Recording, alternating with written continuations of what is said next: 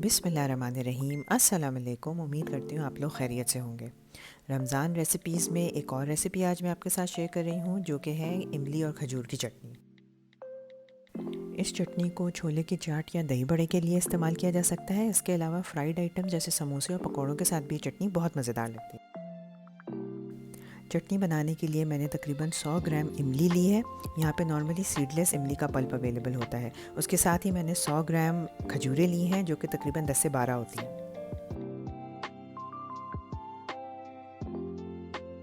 खजूरें डालने से इमली की चटनी में बहुत अच्छा टेस्ट तो आता ही है, इसके साथ साथ इमली की चटनी का टेक्सचर भी बहुत अच्छा हो जाता है। इसके बाद मैंने एक पैन में 3 कप पानी लिया और उसे गर्म कर लिया। इस बात का ख्याल रखें कि पानी को बॉईल नहीं करना, बस गर्म करना है।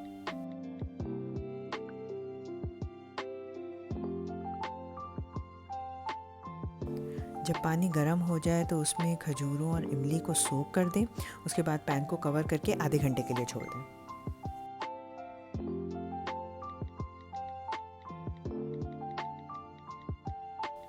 आधे घंटे सोक होने के बाद इमली और खजूरें बिल्कुल सॉफ्ट हो जाएंगी, तो आप इसे हाथों से मज़ीद थोड़ा सा मैश कर लें और साथ ही ये भी चेक कर लें कि कोई सीड्स या कोई और चीज़ इसमें ना रह गई हो।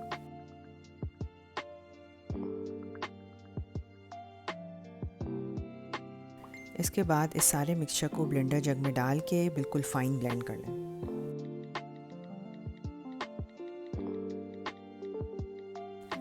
ब्लेंड करने के बाद सारे मिक्सचर को सीव में से स्ट्रेन कर लें, ताकि चटनी की कंसिस्टेंसी बिल्कुल यूनिफॉर्म बने।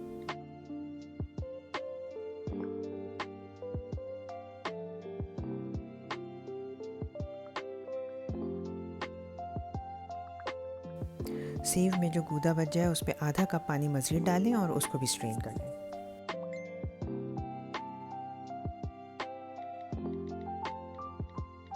अगर आज आप पहली बार मेरी वीडियो देख रहे हैं तो मेरे चैनल को सब्सक्राइब कर लें, इस वीडियो को थम्स अप देके लाइक कर लें और इसे अपने फ्रेंड्स और फैमिली के साथ शेयर कर लें।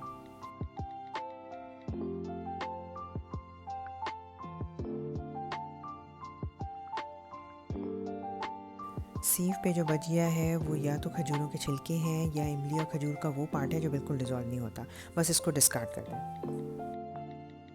फिर इसके बाद चटनी में ऐड करें सारी सीजनिंग्स, जिसमें सबसे पहले मैंने ऐड किया नमक, लाल मिर्चों का पाउडर और सौंठ का पाउडर, जिसे ड्राई जिंजर पाउडर भी कहते हैं, और सौंठ का इस चटनी के साथ बहुत अच्छा फ्लेवर कॉम्बिनेशन है।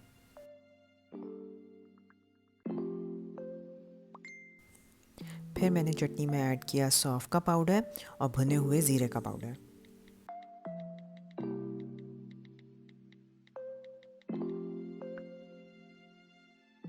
फाइनली मैंने चटनी में ऐड किया घर का बना हुआ चाट मसाला, जिसकी रेसिपी मैं आपको पहले दे चुकी हूँ। उसके अलावा 2 टेबलस्पून गुड़, और फिर मैंने इसको मीडियम फ्लेम पे पकने के लिए रख दिया।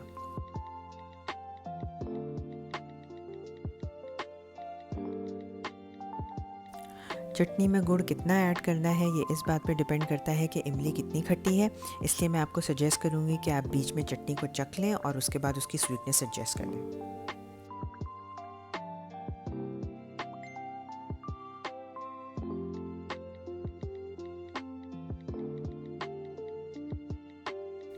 चटनी को इतना पकाना है कि इसकी कंसिस्टेंसी थिक हो जाए और इसमें से काफ़ी सारा लिक्विड इवेपोरेट हो जाए।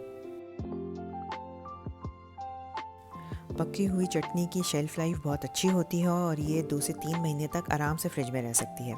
अगर आपको इसकी शेल्फ़ लाइफ मज़ीद बढ़ानी है तो चटनी को पकने के बाद इसमें 2 टेबलस्पून विनेगर ऐड कर दें, तो फिर तकरीबन 6 महीने तक चटनी बिल्कुल ठीक रहेगी।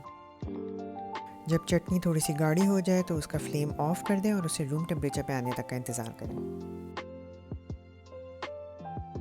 रूम टेम्परेचर पे आने के बाद चटनी मज़ीद थोड़ी सी गाढ़ी हो जाएगी। बस अब इसको किसी क्लीन और ड्राई ग्लास बॉटल में फ़िल कर लें।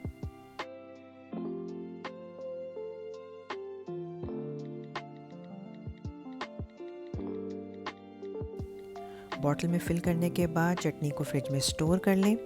इमली और खजूर की मज़ेदार चटनी तैयार है। इसे अपने मनपसंद स्नैक्स के साथ एंजॉय करें। मुझे उम्मीद है कि आज की वीडियो आपको पसंद आएगी। अपना बहुत ज़्यादा ख्याल रखें, मुझे अपनी दुआओं में याद रखें। मिलते हैं किसी और रमज़ान रेसिपी के साथ, जब तक के लिए अल्लाह हाफ़िज़।